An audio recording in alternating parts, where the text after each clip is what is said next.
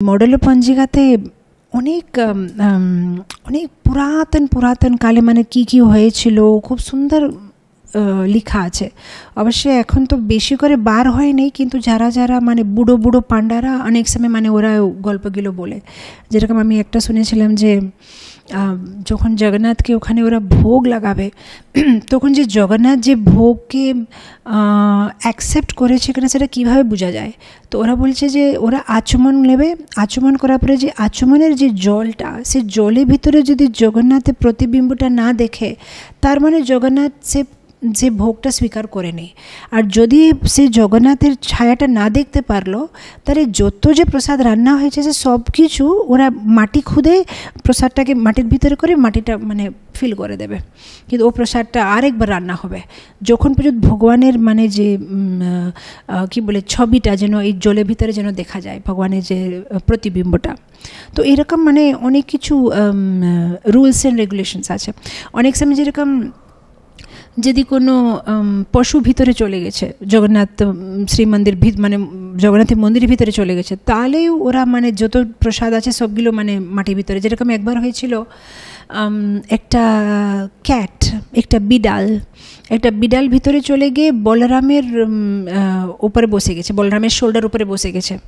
তো যখন এরকম হলো তখন ওরা সাথে সাথে মানে যত প্রসাদ ছিল সব কিছু মানে বরি করে দিয়েছে। আর ওর আরেকটা সিস্টেম আছে ওদের, যদি কোনো পশু ভিতরে ঢুকে গেছে কোনো প্রাণী, তাহলে পুরী থেকে দূর 40 কিলোমিটার দূর একটা পুকুর আছে, সেখান থেকে জল নিয়ে আসবে আর ওই জলটা পুরো মন্দির পরিষ্কার করবে, তখন পূজা সেবা আরম্ভ হবে, তখন পর্যন্ত পূজা সেবা করতে নেই। তো এরকম অনেক স্ট্রিক্ট রুলস আছে। তো মডেল পঞ্জিকাতে লেখা ছিল একবার একটা ঘটনা, যে একবার যখন একটা বিড়াল চলে গেছে, এখন ওদেরকে পুকুরে গিয়ে মানে জলটা নিয়ে আসতে হবে, 40 কিলোমিটার দূর হেঁটে হেঁটে যাবে, নিয়ে আসবে, অনেক মানে একটা খুব বড় প্রসেস আছে।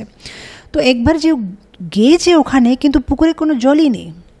তো এখন আর কী করা যাবে, পুকুরে জল নেই, এখানে রান্না বন্ধ, সেবা পূজা বন্ধ।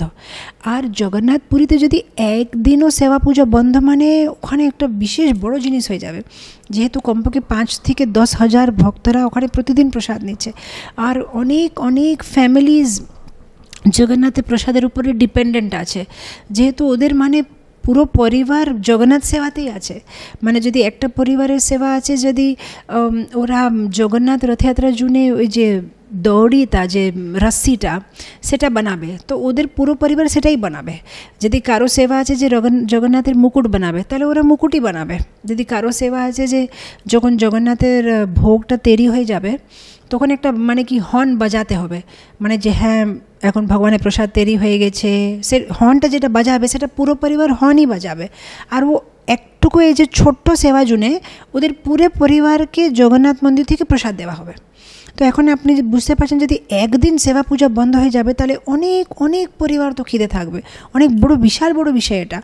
তখন গভর্নমেন্ট, রাজা, যে পুরীর রাজা, সবাই মানে যে পুরীর পান্ডারা ওদেরকে বলছে ঠিক আছে ছেড়ে দাও, যেহেতু এখন জল নেই, পুকুরটা ড্রাই হয়ে গেছে, তোমরা এইবারে এটা ছেড়ে দাও, তোমরা ফিরে চলো, সেবা পূজা আরম্ভ করো। এই পূজারীরা বলছে আমরা এখান থেকে নড়ব না, যখন পর্যন্ত পুকুরে জল না আসে আমরা এই জলটা নেব, জগন্নাথের মন্দিরটা সাফ করব, তখন গিয়ে সেবা পূজা আরম্ভ হবে। তখন চমৎকারটা দেখেন, আনটাইমলি, মানে তখন কি বৃষ্টি কোনো সিজন নাই, তাও মানে আনটাইমলি ওখানে বৃষ্টি পড়েছে, পুকুরটা মানে ফুল হয়েছে, তারপরে পুকুর থেকে ওরা জল নিয়েছে আর পুরো জগন্নাথ মন্দির পরিষ্কার করেছে। এরকম অনেক ঘটনাগুলো ঘটেছে।